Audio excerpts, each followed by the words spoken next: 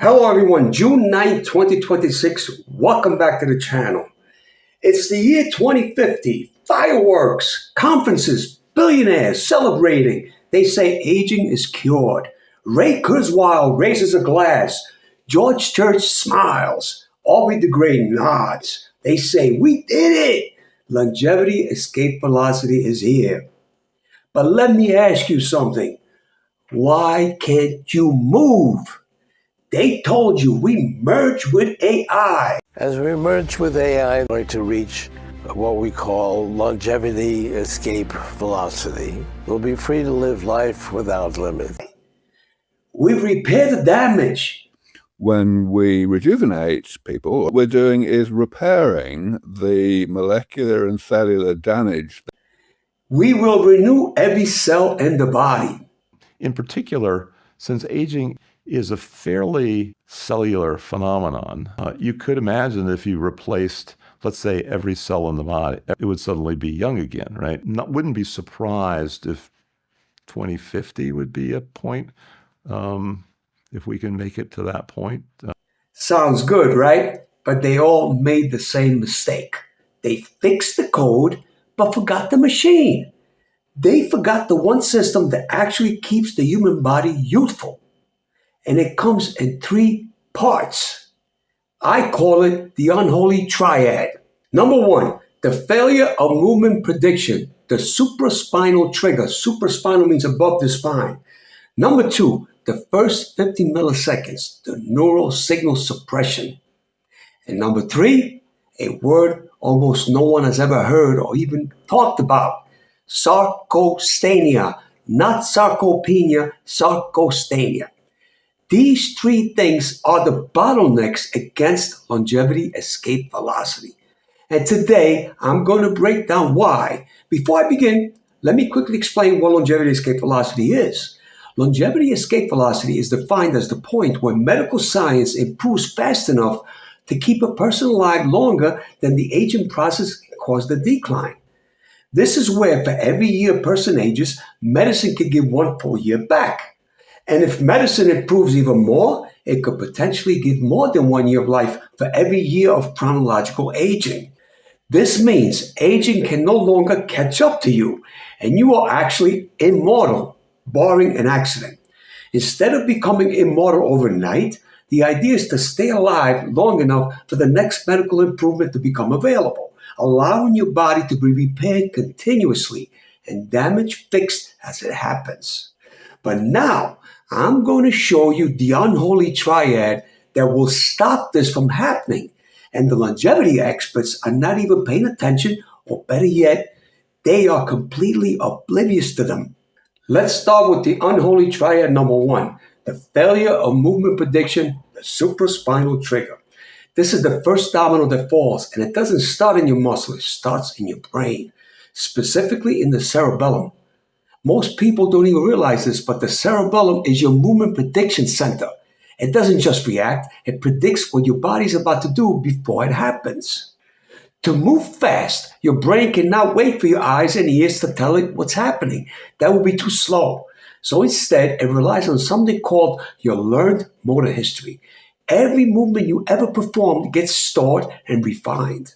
From that, your brain builds what's called the internal model, a pre-programmed blueprint that lets you move instantly without hesitation.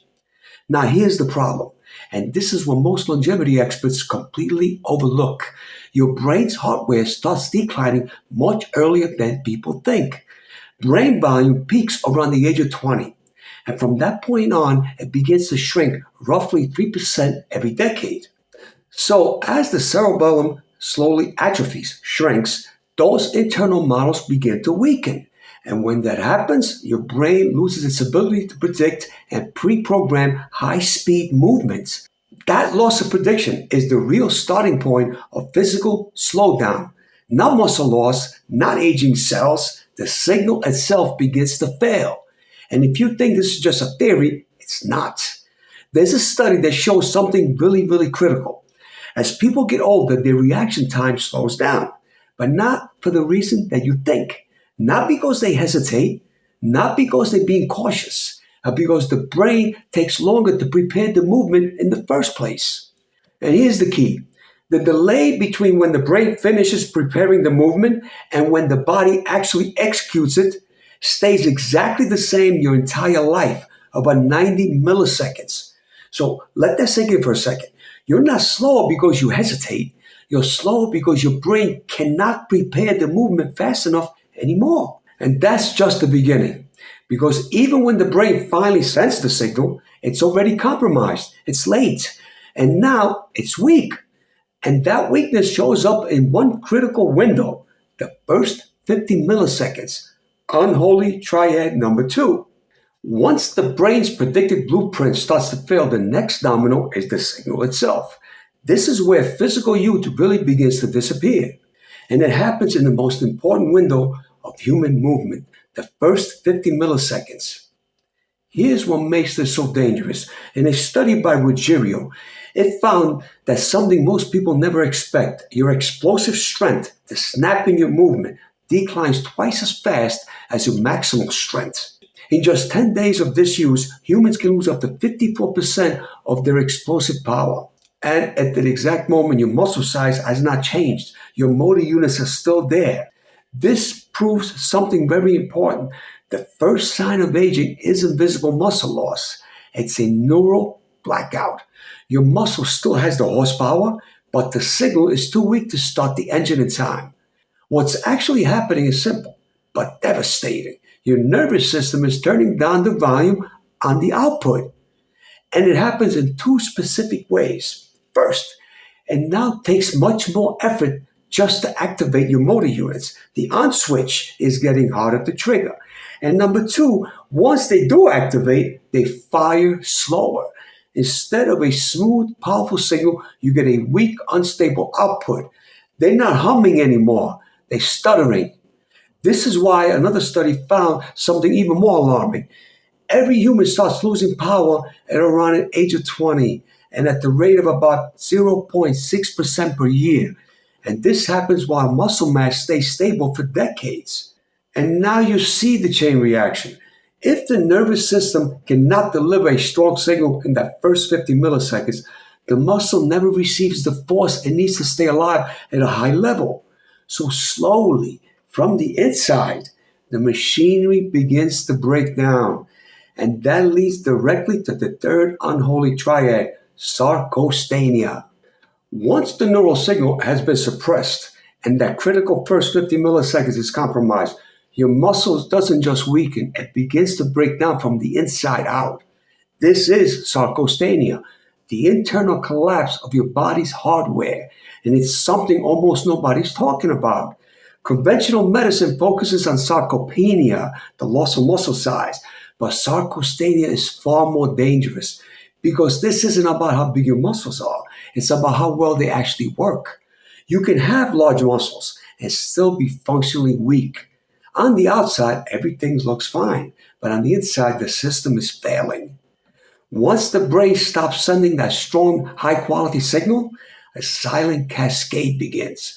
Your fast-twitch type 2X fibers, the ones responsible for speed, power, and explosiveness, start to deteriorate. And deeper than that, the actual contractile machinery begins to thin out. The actin and the myosin, the components that physically generate force, are slowly disappearing. Inside every muscle fiber are thousands of microscopic units called sarcomeres. Think of them as the individual engines of your body. This is where real movement is produced. Actin is like a thin rope. Myosin is like a mechanical arm with a hook.